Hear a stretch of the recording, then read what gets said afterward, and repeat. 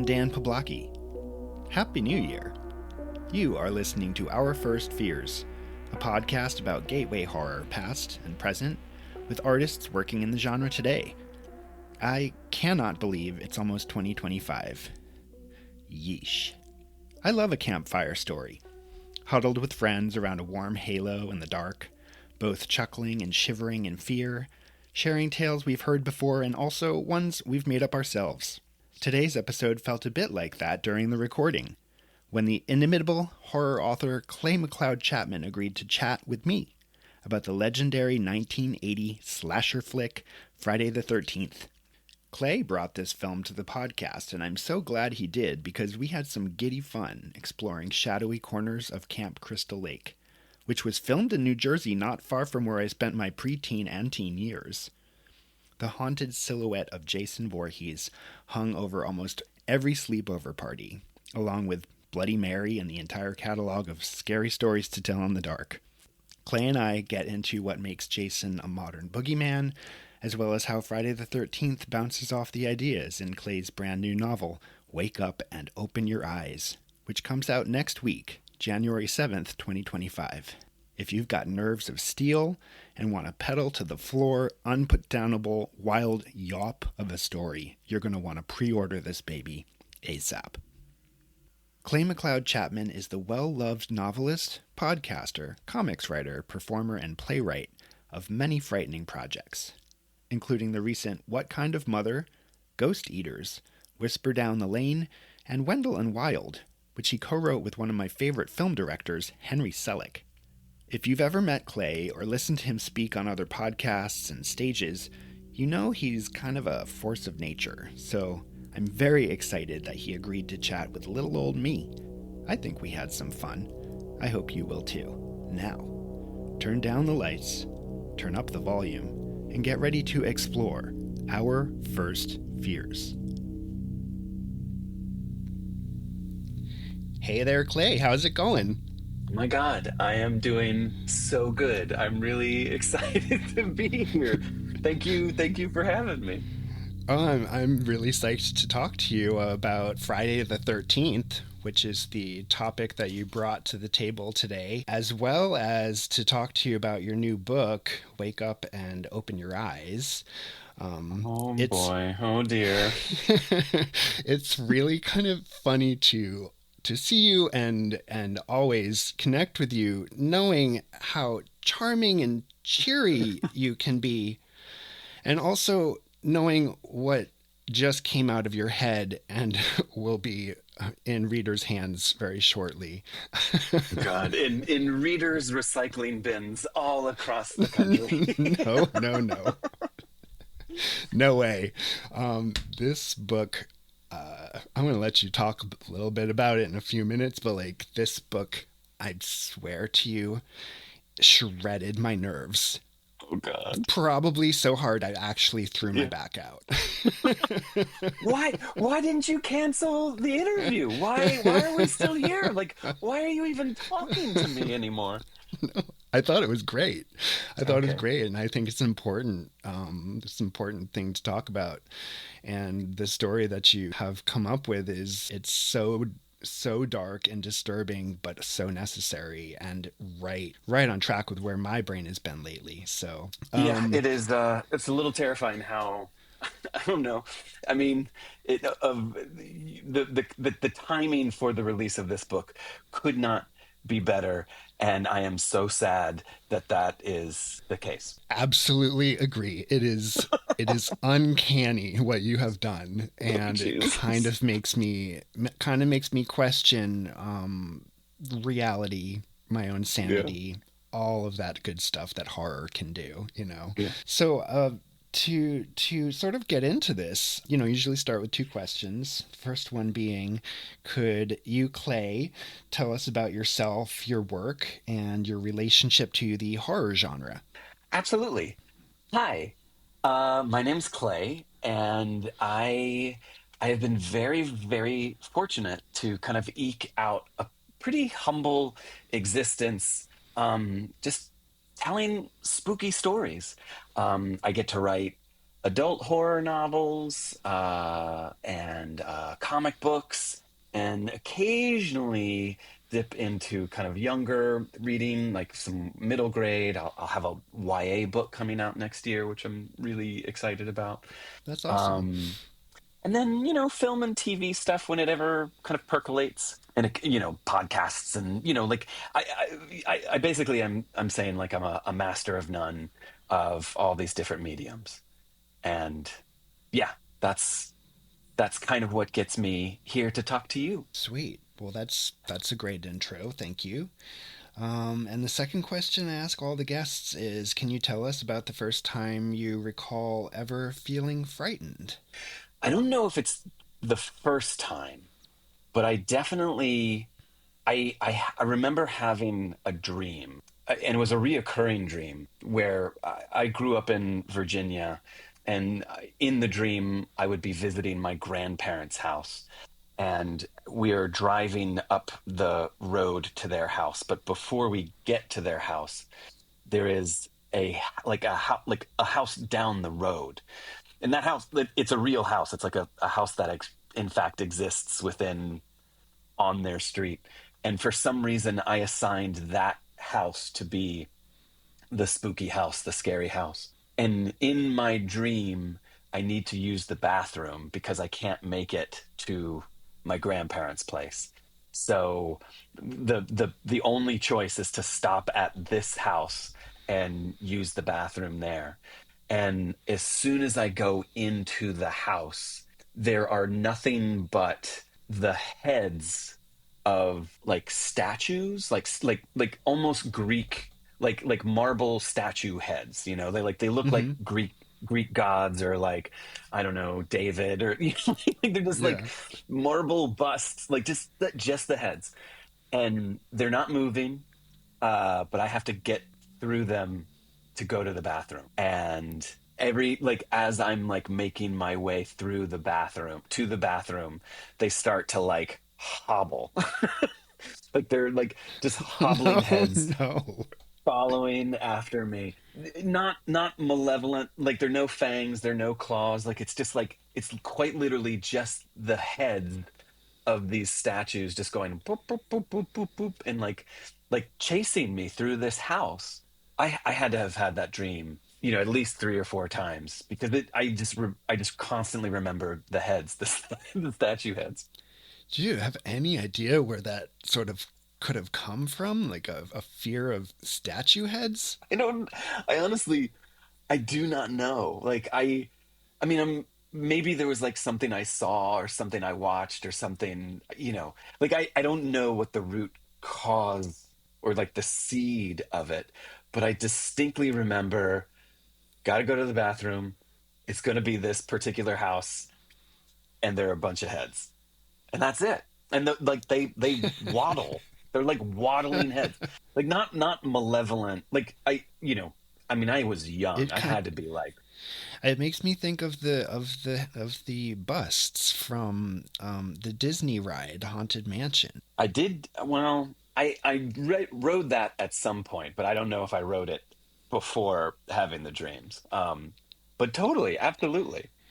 And I also I'm thinking like as a kid, what would your frame of reference for those kinds of things have been? Probably in some kind of gothic movie or TV show where a spooky old house that contains busts of heads. Like I don't know. I'm trying to Yeah. help you out here. No, I mean, I do think that like it's purely the like, I don't know, like I maybe they even had like mustaches, like they were not, they definitely weren't malevolent. And I think that something about it did feel like more art based, more like I went to the museum, I saw Oh, these like ruins, or like a picture of like the ruins of some Roman or Greek temple, and gotcha. there's the head, and Yeah, it you know yeah. wobbles. That makes sense. It makes sense, and the idea of a dream sort of being scary leads me into the topic of conversation for today. Having revisited just a couple days ago probably for the 50th time, rewatched Friday the 13th. I discovered this time around it kind of has a kind of a dream logic itself in many Yeah. ways. So I'm intrigued to sort of dig into this film with you. Before we get into the specifics of the plot and everything, I like to give like a credits sort of rundown of this film. So Friday the 13th, the first original movie, it came out in 1980, directed by Sean S. Cunningham, written by Victor Miller and Ron Kurtz, starring Adrienne King as Alice, the final girl, Betsy Mm. Palmer as Mrs. Voorhees, Robbie Morgan as Annie, Peter Brower as Steve Christie, Janine Taylor as Marcy, who I will get into a little bit of that dream stuff about her. She's the one who gets the axe in the face. Walt Gorney as Crazy Ralph, as a number of other counselors and victims, including Kevin Bacon as Jack, Yay. and yes, and makeup effects by the legendary Tom Savini. So, I mean, that's basically the credits rundown. Would you take the reins and sort of, for anybody who is unfamiliar or just to refresh everybody's memories, describe the plot of Friday the 13th? I'm going to do an amazing job at this, I bet you are. because because what I did not do is rewatch it, and it was almost by choice, Yeah. default choice, because I'll be honest, what I love about Friday the 13th in a macro sense, not just particularly the first film, but the kind of the entire series, is that you have this kind of persistence of I'll say storytelling, that it is in fact the kind of quintessential campfire story, which I personally love about the series. So let me, off of that, let me try to tell recount the first one. But you have what is in fact a Camp Crystal Lake, and they closed down because of certain murders that happened years ago, and they've finally reopened the camp. And this is I think it is the kind of inaugural, like we're back in business, gang. So it's the counselors coming in to kind of get ready for the deluge of children. But before the kids get to the camp, there is a kind of a mystery where all of these poor counselors are being dispatched one by one, by some unknown mysterious assailant who, no spoilers here, you know it turns out to be someone who has an axe to grind with this particular camp. Sometimes literally. Yeah, I'm being no, that totally coy. I'm being like coy because, like, no, it's good. can you ruin? We can ruin Friday the 13th at this point. We have to ruin it. If anybody's listening to this, they are familiar with you. They are fans of horror. They've probably seen it, so we can. I think we can spoil it. If anybody doesn't want to be spoiled for Friday the 13th, tune out now and check out Clay's book, which is coming out soon. But yeah, go ahead and spoil it if you want to, or we It's can just keep mom. going. Let's see how far we can go. Let's see if we can stretch it out. No, it's Miss Voorhees. Basically, we're kind of at the last girl standing, and she is momentarily kind of rescued by the chef. Isn't Mama She was the Voorhees cook. like, Yeah, she was the she was the cook. cook? Yep. And she's like, she basically kind of regales this poor final girl with the story of how her son was a camper at this lake, and Jason wasn't much like the other kids at this camp. And Hmm. you know while a group of the counselors who were kind of overseeing these children kind of playing in the lake, they started to make whoopee, and weren't paying attention to poor Jason, who couldn't swim, and Jason drowns. Mm. And from that moment on, Mama Voorhees vows revenge against any counselors who do the dirty. Yeah. And she's back to exact her revenge. The way that you put that, Alice, the final survivor, played by Adrienne King, the way that you put that, she's rescued, so we believe, by Mrs. Voorhees at the end. I remember as a kid watching this, and when that nice little old lady appears from the Jeep with that smile and that kind of comforting look, I remember feeling, oh my God, thank God. Oh, Yeah, she's going to be okay. yeah. First viewing ever. They got me. They got me good. Um, Do you remember yeah. how old you were when you watched it that first time? I probably was. I think I started watching R-rated horror movies probably around 12, 11 or 12. Yeah, probably 12 because I think I was like just innocent enough to still be scared by something like this, you know. Yeah. I mean, I was going to ask you, like, do you remember how you first came to experience Friday the 13th? Do you Yes. remember your first time? As a matter of fact, I do, and it's a really weird story. And forgive me, it's a No. little it kind of derails, but like Good. it was actually Friday the 13th Part Two. I grew up at a point where I'm going to age myself, date myself, but VCRs were still kind of in play. And I my aunt there was some program that was on that I begged my aunt who had a VCR to record for me. I was like, please, please. I can't even remember what it was, but it was a TV show or a movie or something. And I was like, just please record this show for me. And it's on this channel at this time. And she said, yeah, of course. And she agreed. So whatever that movie was, like like I was allowed to watch this film or TV show. But what my aunt had done was basically press record and then in essence just went to bed. So she let this channel, like she let the VCR just record whatever channel it was. It was like Fox 35, and she just let it go. So it was like a 6 hour tape, Oh or my like however, God. like, and so she like recorded like the whole night. So when I finally had the opportunity to watch whatever it was that I wanted to watch, once the credits rolled and the program that I wanted was over, the next thing, which had to be like 11 o'clock or maybe even midnight, like she had inadvertently recorded Dr. Gruesom's movie morgue, Oh my which God. was it was the local channels, like their kind of like movie, like late night creature feature. It was Dr. Gruesome, who's just some guy wearing a bushy mustache,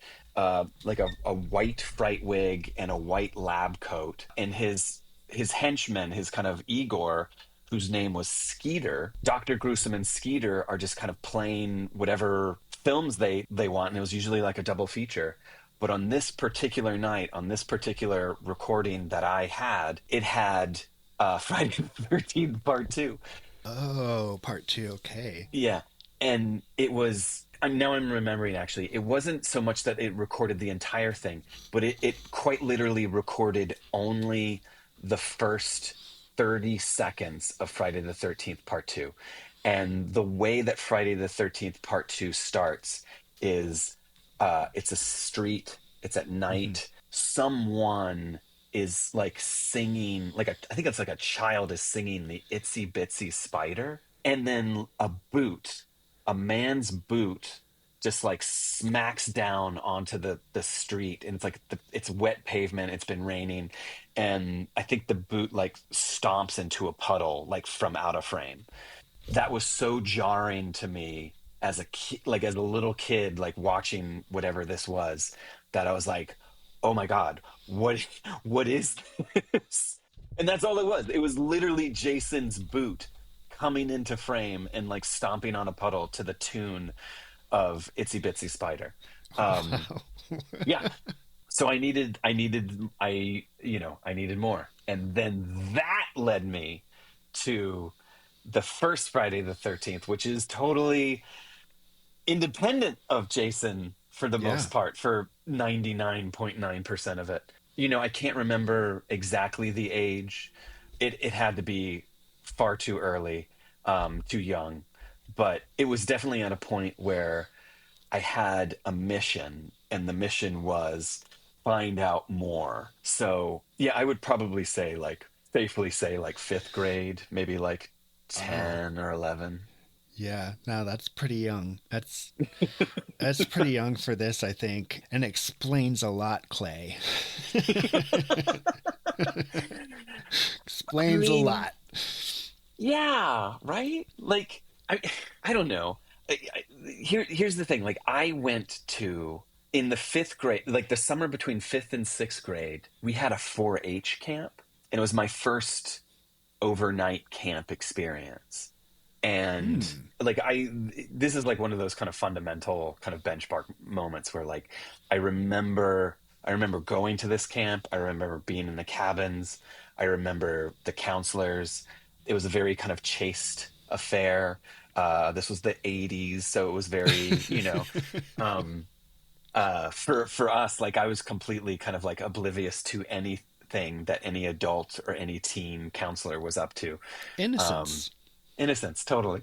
But I do remember the campfire stories, the kind of spinning, like telling ghost stories by the campfire, and Hmm. how, like, the kind of prevalence of Jason in Mm. these stories. Like, we as kids, like, before even necessarily kind of imbibing the movies, Hmm. we had the story of Jason to Yes. tell, because I think He. that, like, Jason was like almost kind of like he was like a beyond the icon of the films, like his persistence of story, like it went beyond the movies. Yeah, kind of like I mean, kind of like I want to say like the three big horror villains of that era probably were Michael Myers, Jason, and Freddy Krueger. Yeah. And like you're right, I think way before I even saw any of these movies, and it was I think Friday the 13th. I saw a little bit after. I feel like Freddy was a little bit more palatable Yeah. as a concept or an idea, like this dream demon rather than like a hulking machete wielding killer. Jason is just so scary to a kid, and these sort of early memes almost Yeah. of ideas going around campfires, school locker rooms, backyard storytelling sessions, stuff like that. I think it's pretty fascinating what how far kids are willing to go to scare each other. you know? especially Absolutely. especially what you said as like a Jason as a ghost story, because ultimately he is a supernatural sort of creature in the future movies, and maybe even in this one. But isn't Yeah, that kind of cool? Where, like, I don't know, like, I feel like what Jason affords us more than Michael, more than Freddy, more than Leatherface, is right. that we actually watch him grow. Oh yeah, like like like he's literally in size. yeah, like, he's ultimately a kid when we first encounter him, and we just watch him grow up. We watch him die. We watch him come back to life, resurrect himself. Like, he's like, it's like a whole life cycle. Like, I feel very sentimental when it comes to Jason, because we've all kind of watched him go from a boy to a man to a zombie to a whatever to a cyborg. Yes, like, who knows? like you know? Well, that sort of leads me to my next question. Is like, why did you pick this film? I Yeah. know you said something early on in our correspondence about the jump scare at the end, which we can get to, eventually. But yeah, what made you pick this film as something to talk wanted to talk about? I mean, I truly do believe it's all these things that were kind of speaking of now. Like it's great that you kind of mentioned this kind of meme before memes, that like it was, Monday morning at the playground, like what, like, hey, what did you watch this weekend? Oh, I watched Friday the 13th, and like, ooh, like Jason. Like I feel like Jason Voorhees as a concept, as like an urban legend, that like the permanence of storytelling, the kind of like the mobility of something like myth almost. You don't ever need to watch the movies to know who Jason is. And I think there's something so powerful about that, that like, yeah, we all have our kind of Mount Rushmore of like 80s slasher villains, but what I think Jason has more than any of the others is he's like the kind of ultimate campfire story. Like he is ready for you to tell your best friends on the playground, like, let me tell you the story of Jason. And I just love that. I love that the movies are almost kind of rendered moot at a certain point, and I think maybe for better, at least a few of them. I've watched all of them too many times, and I am a fan, but they're not good movies. Like, you know, but what I love about each one is that if you kind of take them at face value, each movie is its own kind of rendition of Jason. That it's Hmm. like, in the hands of this filmmaker, this director, this is their interpretation of it. Maybe the kind of sinew, or the whatever kind of tethers them together, it's there loosely, but you almost get the feeling like, well, what's your version of Jason? Like, how would Hmm. you tell the story of Jason if you had the opportunity? And I don't know, like at a certain point as a kid watching all these movies in some kind of latent, like kind of creative storyteller way, you just realize like, oh, like Jason's for everybody. Like it's for all storytellers. And I just really love the idea that like if I had a budget and if I wanted to make a movie about Jason, Jason would be mine. And just the same as like the next person or the next person, like he's kind of transcended the form that he was born out of, and exists just on this completely different level. And that's like a powerful thing to me. Like Yeah, I just love that. that's really cool. It's funny. It makes me think of. I don't know if you had a chance to read Stephen Graham Jones's "I Was a Teenage Slasher" this year. Yeah. I can't remember if it was the forward. Well, it was his like kind of like at the beginning. Does he say, "Is this to Jason?" Or Oh, I don't remember. The idea of a slasher, like what you're saying, is Jason can sort of belong to all of us and sort of escape the confines of these films in general. It just kind of made me think of what Stephen was doing with that yeah, novel in terms of how slashers have sort of become their own kind of monster, and the way that the characters in that book are sort of dealing very strangely with this kind of supernatural ability of turning into your own kind of slasher, creating your own persona. It yeah, sort of just makes me kind of think about what you were just saying with, like, if Jason belonged to me, what kind of Jason would he be? You know, yeah, would he be the hooded Jason with the one eye hole? Would he be the Jason who finally picks up the hockey mask? It's an interesting idea in terms of us as storytellers, like what can we do with an idea or a character like this? yeah. Kind of leads me to another question I had, was like how do you feel like this movie has stuck with you, or maybe has it influenced you in any way?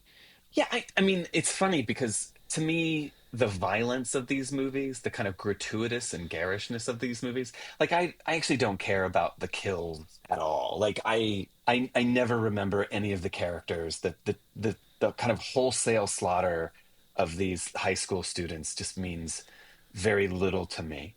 but I like the moments that like always stick true. And I'm ready whenever you are to talk about that jump scare in the first one, like the kind of the leap up at the end, like Yeah, go that ahead. We can talk about it. that is the thing that will always stick with me forever. I want to pay lip service to part 7. I think part 7 is the best Jason.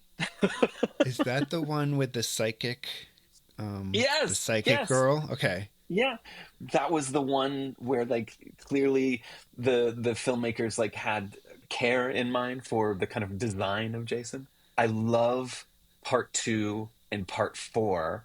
Part 2 because they like baked into the story the sitting by the campfire and we're going to tell Yes. you the story of Jason.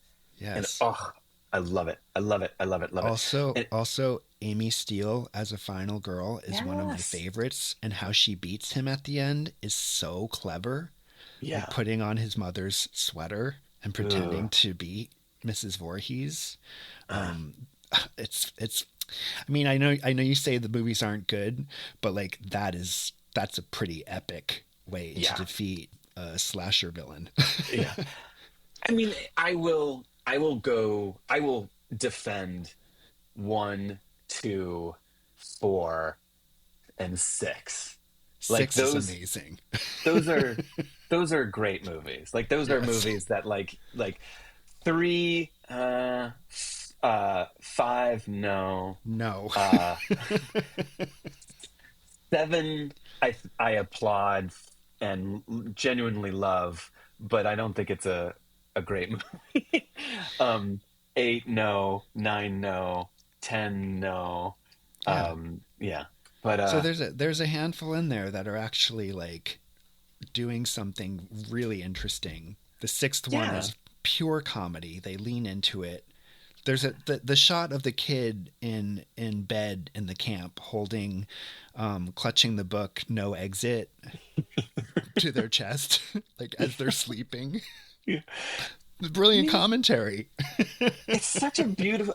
I mean, like they clearly, I mean, they know the movie that they're making, but they're having fun with it. Yeah. And I don't know. Like I feel like 6 does a really commendable job of, not only course correcting the series, but like they are now officially in Frankenstein territory. Like they are Right. like it is now zombie Jason, undead Yeah. Jason.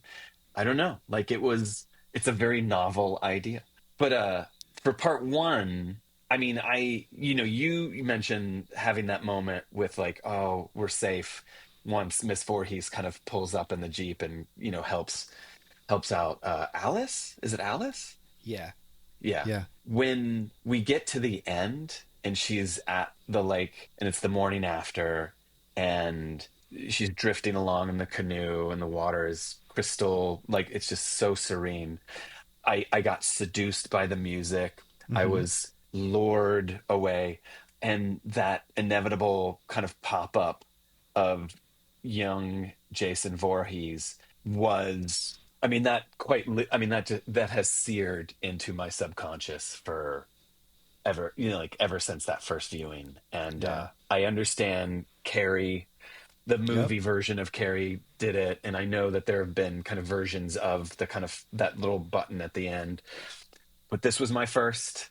This was the one that like I saw it and was seduced by cinema, that like Mm-hmm. the movie was telling me we're safe now, it's going to be okay, and then it pulls the rug up from under you, and you only get devastated like that once, and for me it was Friday the 13th one. I mean, yes, it is a feeling. It's a sensation that you either scream or your stomach drops out or like all of the hair raises up on the back of your neck. I mean, a I'm a viewer and a reader who almost always, it's hard to say this, but I'm kind of naive. I admit I am a naive person. And I do get seduced by these things over and over again. Yeah. So I was shocked at Carrie again. Even, the jump scare at the end of I Know What You Did Last Summer. Like, I mean, these things, I mean, Carrie, I would say, compares to the jump scare of Jason out of the lake, but diminishing returns over the years. However, like I said, I just rewatched this film to sort of prepare myself, and I got lulled by the music. Again, I got lulled by the serenity of the scene, and I was expecting the jump to come a little bit later than it did. And so when it did come, I jumped again. I still jumped again. You knew it was coming. You knew, Yes. like, yeah, here it Yeah. comes. But I mean, it just like, it's the most iconic part of the movie, right? I would argue it really is the most iconic part of this film, and I still jumped. So I don't yeah. know what's wrong with me, or It's amazing. I mean, like, because it defies all logic, it defies all understanding, and uh, yeah, the laws of. Oh, I love that someone just drove by. Texas Chainsaw Massacre is happening outside. Amazing. That's next week's episode. Yes.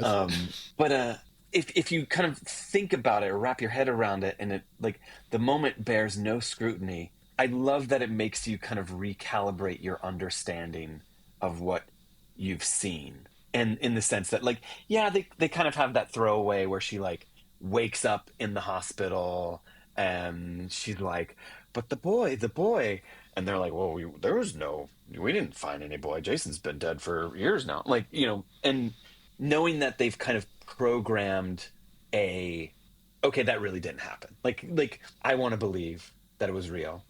I want to believe that it happened.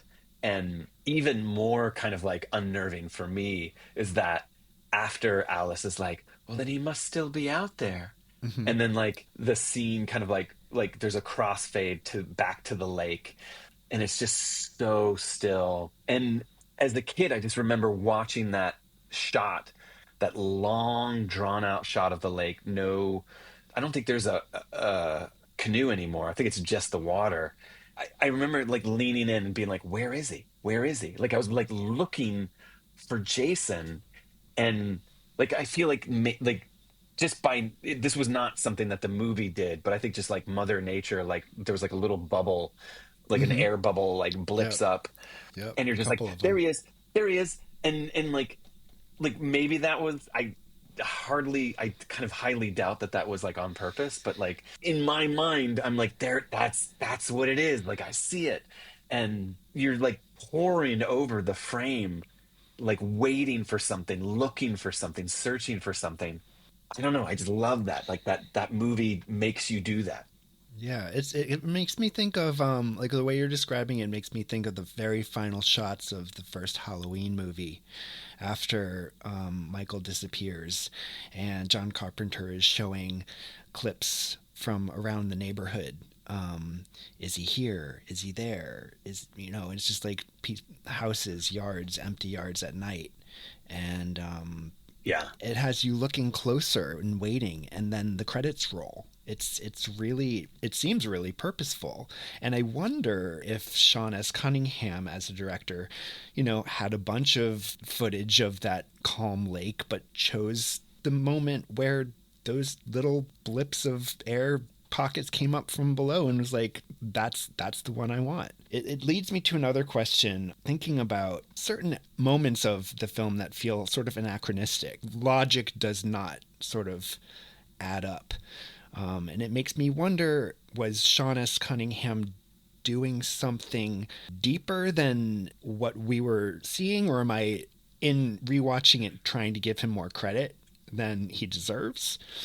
And I have a new theory, sort of based on this rewatch and watching these sort of things that don't add up, that I'd like to get your take on as well. So Okay. these sort of anachronistic shots that I'm talking about are early in the film, like it's POV shots of somebody watching the counselors do their thing, watching through the woods. They're swimming in the lake, and it kind of has that kiki ki ma ma ma like music Yeah. going on as we're watching through somebody's eyes. But then they cut to the hitchhiker girl, Annie, being picked up by somebody in a Jeep who ostensibly like chases her down and kills her.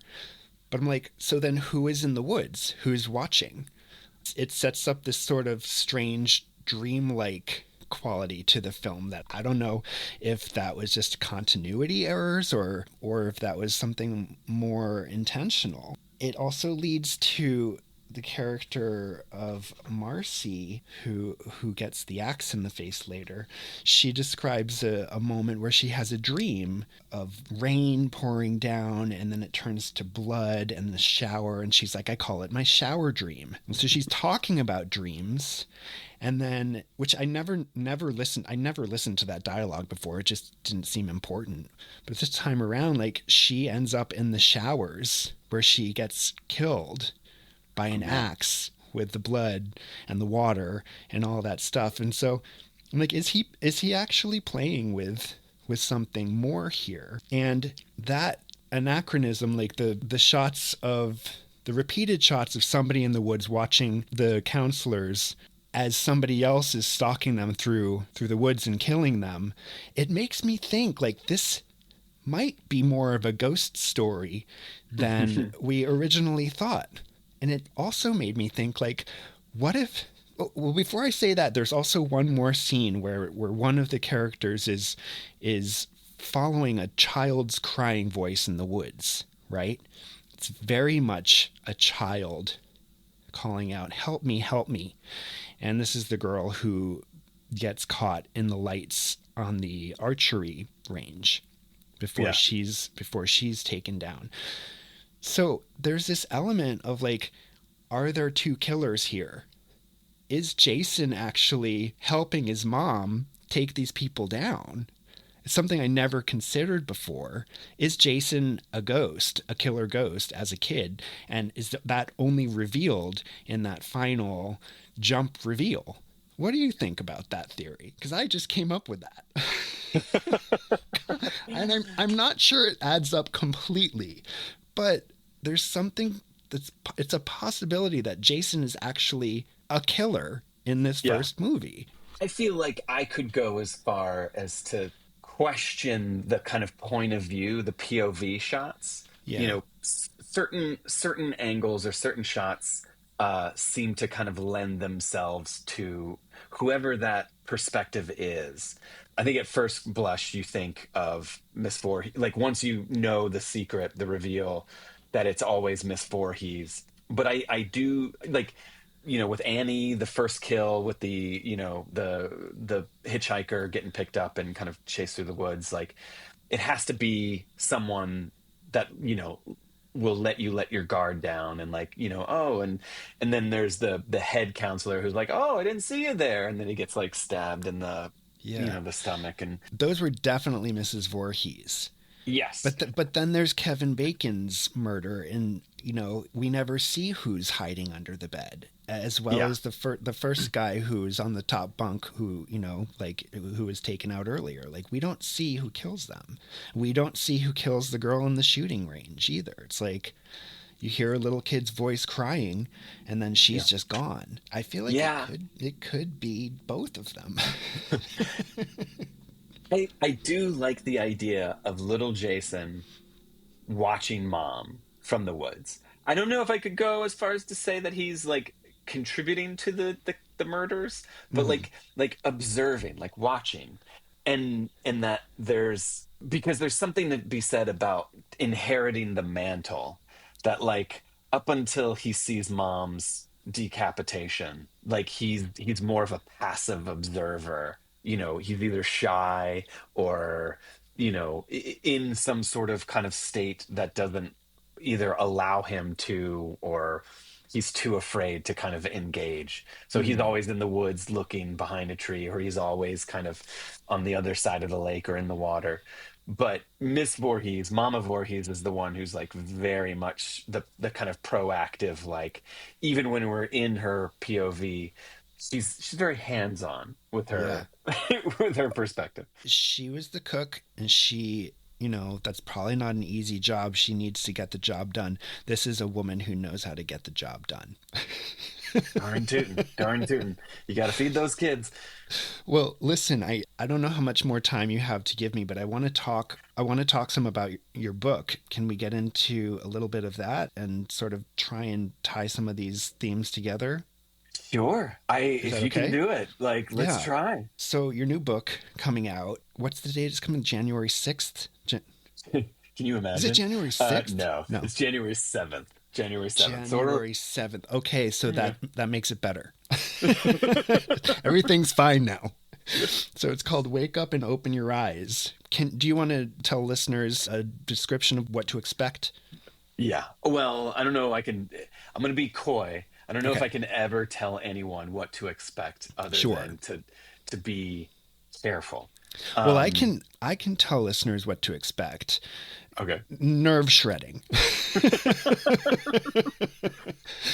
Oh man. But you please tell them a little bit more about what this project is. For me, the kind of simplest synopsis is imagine, if you will, half of the country is suddenly possessed by demons. And what half of the country is possessed is it kind of depends on where you get your news or information from, whether that's social media, 24-hour news networks. It's kind of a grab bag of demonic possessions and the kind of maybe a national apocalypse and how we're kind of running ourselves into the ground through our screen time, which sounds Yeah, like that so much fun, right? no, that's fair. It's interesting because you have the book is touching on something that I personally have been struggling with since recent events. I have Hmm. actually made it a priority to stay away from reading the news, Yeah. um, just as a method of self preservation and safety, and so to read this book and go through with the characters everything that they go through regarding how they're receiving information, news, social media posts, all of this stuff. It hit me at the exact right or wrong time, depending on your perspective. Yeah. I just have to say, I think it was one of the most insane and intense reads I've ever read. Wow. I applaud you for going there and being as effectively disturbing as you were able to. I mean, I've never read anything like this book before, and I think people who pick it up are really gonna have something to say. So I think Yeah. that's a pretty cool thing to be able to do, Clay. To bring it back to Friday the 13th, there's a quote from early on in the movie when Annie the hitchhiker gets into the truck driver's truck, and he's like, Annie, you gotta quit. You're gonna work at this job. You gotta quit. And she's like, Nah, man, what are you talking about? And he says, Oh, you kids have rocks in your head. And she looks at him right in the eye and she goes, You're an American original. And I thought that was really interesting, a very interesting thing for this film to be saying, because there's something about that campfire story, that summer camp experience, that is a very American thing. Yeah. I want to ask you, like, because I believe that your new book is very much an American thing as well. What do you think makes a distinctly American horror story? And the second part of that is Friday the 13th a distinctly American horror story? Yeah, I would say so. And so for the first question, what kind of makes for an American horror story? I think when you have when you speak specifically to this country and its kind of progress as this kind of grand experiment, I think a lot of the horror that we see is in kind of the kind of rectifying or coming to terms with our bloody past. That, like, the things that we did as a nation coming together and like forging this country. It was, I mean, like some very, very bold decisions were made in the name of, patriotism, in the name of like, freedom. And it's always kind of a complex, kind of thorny issue where it's like, this is a ghost story. Well, whose ghost is it? Is it your ghost? Is it the ghost of the people who were here before, the first settlers? Like, there's such a I feel like any horror story that like any haunted story, any legend, any like they have to be kind of in conversation with the ground, like the very ground that we walk on. Hmm. And that can be very direct. It can be very indirect. Like I think the original Night of the Living Dead. Hmm. I do think Friday the 13th as the kind of foibles of youth. Hmm. These counselors are living a very kind of privileged existence, and it comes at the expense of someone else's life. Hmm. But life goes on for us. Like we're gonna keep this camp going, and like Mm. you know that like there's now we have created by sheer horny default an unstoppable force of nature that is going to make us confront our past, like Yeah. let's look at our mistakes that we made, and Yeah. it's not going to let you forget, and just because you pose the question, I think that like one could see Camp Crystal Lake as America. Like this is the metaphor for, we're gonna have this camp. It's gonna be amazing. We're gonna, it's gonna be a great experience. But no, there's something. Think of the people who are here first. Think of the kid, think of Jason as this like Mm. this almost as if it were someone who like the toll that comes with kind of claiming this as Camp Crystal Lake, like we're going to reopen this, and you can't Mm. move on or kind of whitewash the past. Right, because uh it's about Christie, Mr. Christie, wanting to make money or at least continue his legacy, and yeah, those are both American ideas, I think. Yeah, you're right. I never thought of it that way. It was totally like you like that's Yeah, the we're going to posit this thesis, and it's going to yeah. float out there into the internet, and people are going to be like, yeah, Camp What Crystal about Lake is other? America. No, Camp Crystal Lake is America. I think there's an argument to be made about that. What about other slasher movies? Are they, is a slasher an American thing? I mean, I know particularly Friday the 13th took a lot of inspiration from Italian giallo Yeah. films. But as they've evolved, are slashers an American? Is that an American genre?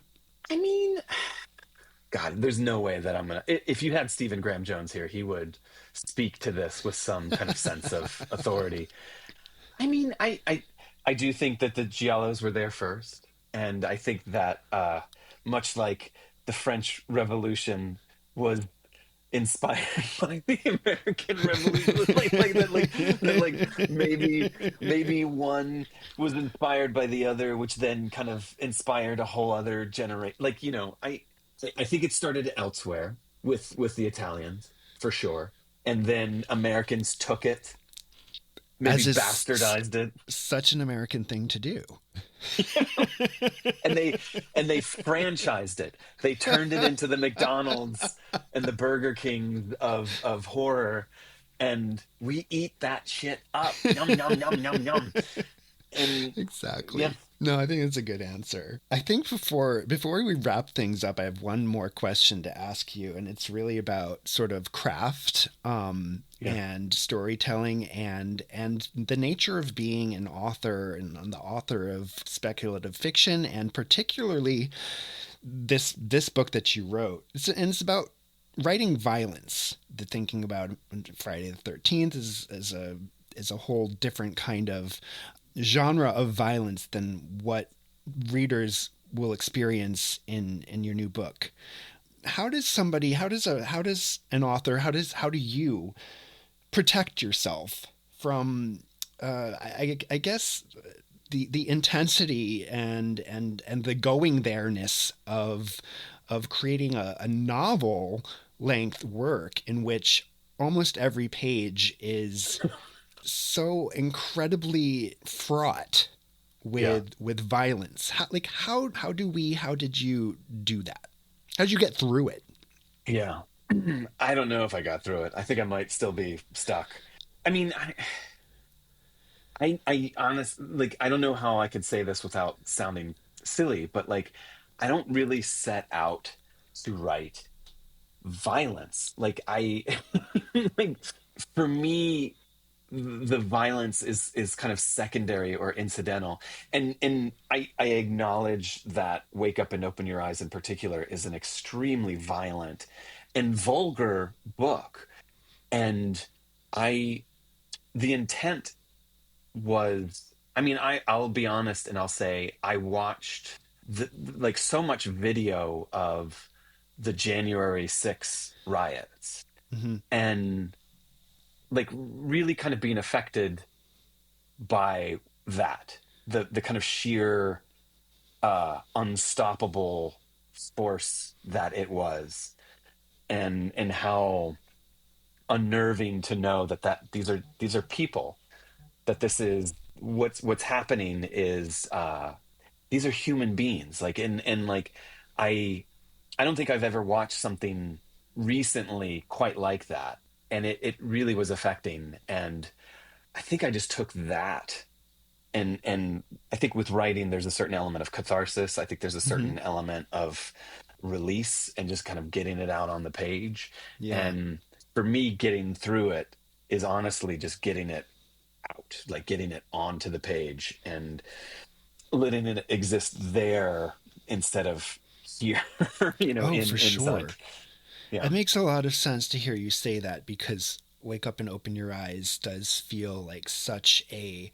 I've been posting about it, on social media, Blue Sky. Like it feels like a howl yeah, of pain and rage and anger, and that makes a lot of sense to hear you say that it's a cathartic yeah. experience. Yeah. I mean, I honestly, I don't know what the reading experience is like. Like the writing of it was, I mean, like it is a kind of sustained, 400 page existential wail, because of ultimately just feeling completely powerless and completely unable to do anything in this moment, in this time, and having no other kind of recourse other than just like screaming into the void. Yeah. And now that I've done that, somehow I'm subjecting you, the reader, to that. And I mean, like, it's just like, oh my God, what the heck have I done? And I feel a little like, ugh, like, No. here it comes. Well, it's fair and it's valid and it's a good story and it's good storytelling. It's it's not necessarily something I think that kids are going to be sharing around a campfire. Um, it's not a Jason story. Yeah, It's much bigger than that, which I think is valid and important too. So I'm happy that it's a cathartic experience. I'm sorry that you're sort of still struggling with the ideas of it, but if there's one way that sort of we can leave this conversation is it's in a positive way. Maybe it's that it's necessary, yeah, and not all demons are confined within campfire circles. yeah. They're in our screens. They're on our phones. Yeah. And the opposite of like wake up and open your eyes is like maybe like take a nap. Close your, go to bed and close your eyes. Protect yourself in a cozy Yeah, blanket. yeah. um That'll be the sequel. Go to sleep there you and go. close your eyes. Go to sleep and take a nap. Do you have any other thoughts on Friday the 13th or your book or anything you want to share? Where can people find you? Do you want How people to find you? I'm going to be in hiding. how nice would it be to go back to Jason? Like I think like the next thing I write will be a campfire story, just because that feels like a very safe, happy place for me personally. So Yeah. uh if anyone wants to give me a gazillion dollars to make my Friday the 13th, I'll do it. Yeah. I want to experience Clay's version of Jason. So, sign me up for a ticket. Thank you. One sold. Well, thank you so much, Clay, for taking this time and chatting with me. I'm really excited for people to experience your new book. It's fun to hear your take on one of my favorite horror movies ever. As silly as it sometimes is, Yeah. just it was really nice to chat with you. Thank you for having me. We didn't even have to get to the nanobot, Jason, so I think we're clear. We're safe. Yeah, well, maybe that'll be the next time you come on. Done. All Done. right. Thanks, Clay. Thank you. Thanks so much for listening to Our First Fears, and to Clay McLeod Chapman for his time and for his cheer. Again, Wake Up and Open Your Eyes is available January 7th, 2025. And as a reminder, or in case you didn't know, I've got some books out there too. Tales to Keep You Up at Night and More Tales to Keep You Up at Night are now in paperback from Penguin Workshop at your favorite indie bookshops and libraries. And I've got a creepy/silly picture book for youngins available for pre-order from Penguin as well. It's called My Brother's Butt is Haunted. And that's available July 2025. Please do check it out. I am so proud of it, and it is so cute. Art by the amazing James Ray Sanchez. So fun. And please subscribe to Our First Fears wherever you listen to podcasts. My social media is at Our First Fears, one word, and at Dan Pablox with an X on Instagram. I'm also active on Blue Sky, so give me a follow there too if you like. Thanks again for your precious time. I'm Dan Pablocky, wishing you sweet dreams and pleasant nightmares.